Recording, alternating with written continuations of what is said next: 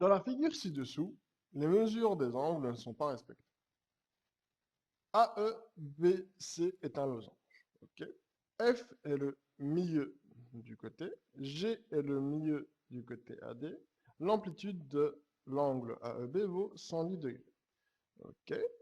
Je vais déjà compléter mon petit dessin par des petits symboles. On sait que F est le milieu du côté AC, donc je peux mettre ici deux petits signes égaux. Ok. Et je peux mettre également ici deux petits signes égaux. Ok. Et forcément, vu que ce sont des losanges, ces quatre petites portions sont égales. Il n'y a pas de souci avec les notations. Euh, Calcule l'amplitude de l'angle AFG, ok, qui est indiqué donc ici, et indique tout ton raisonnement et tous tes calculs. Ok. Par quoi est-ce qu'on pourrait commencer? Forcément, on est dans un losange, donc je peux trouver ici, je peux dire que les angles opposés ont la même amplitude. Donc forcément, l'angle C vaut 110 degrés. Je vais le noter. C égale 110 degrés, car angle opposé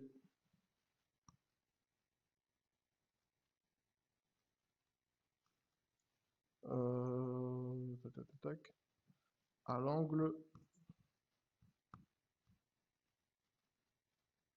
E. Angle suivant que je pourrais trouver, ben, je vois ici que je me trouve dans un triangle isocèle, mais il faut d'abord le prouver. Comment est-ce que je peux prouver que je me trouve dans un triangle isocèle pour CFG? C'est que F est le milieu de AC, G est le milieu de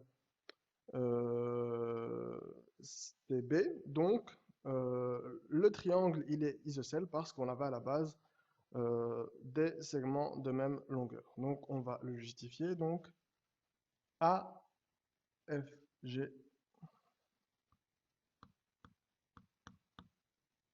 est isocèle car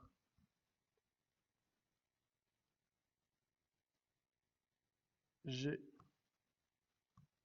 est le milieu de CB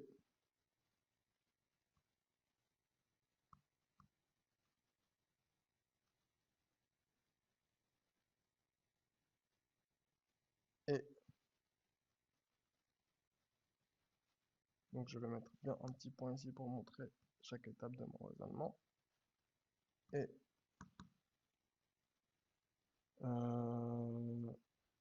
F est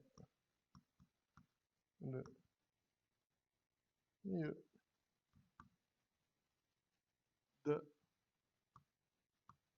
AC.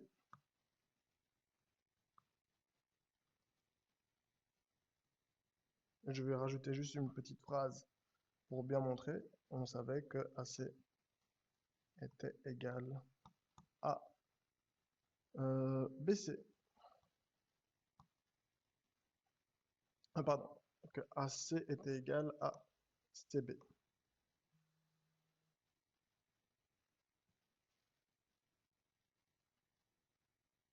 Oui, c'était la même chose, effectivement. Petit étourdissement de ma part, mais c'est juste pour parler de la même chose au-dessus et en dessous. Maintenant que je sais ça, je peux trouver facilement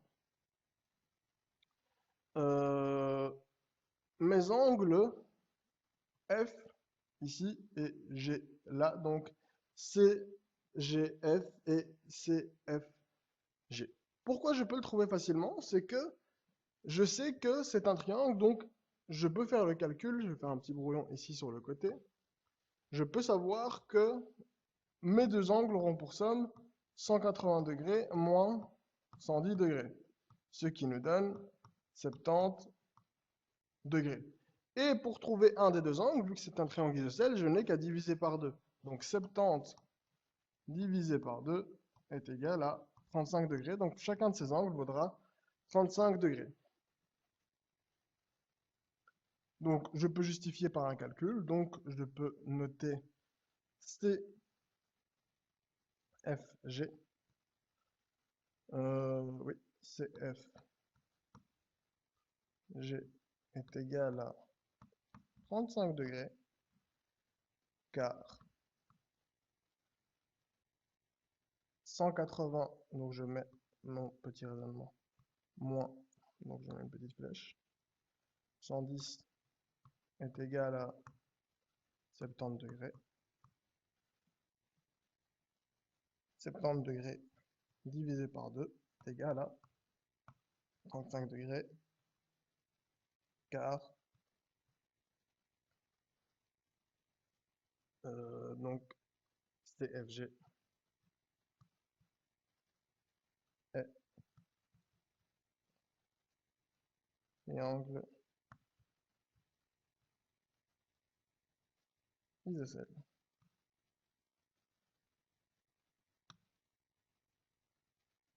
Et maintenant que je sais que l'angle CFG vaut 35 degrés, il m'est très facile de trouver AFG parce que ce sont deux angles supplémentaires. Donc tout ce que j'ai à noter, c'est que AFG vaudra donc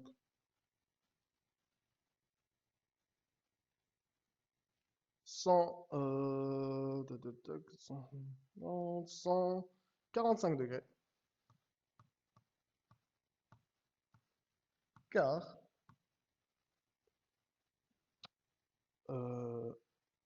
AFG et CFG sont des angles supplémentaires.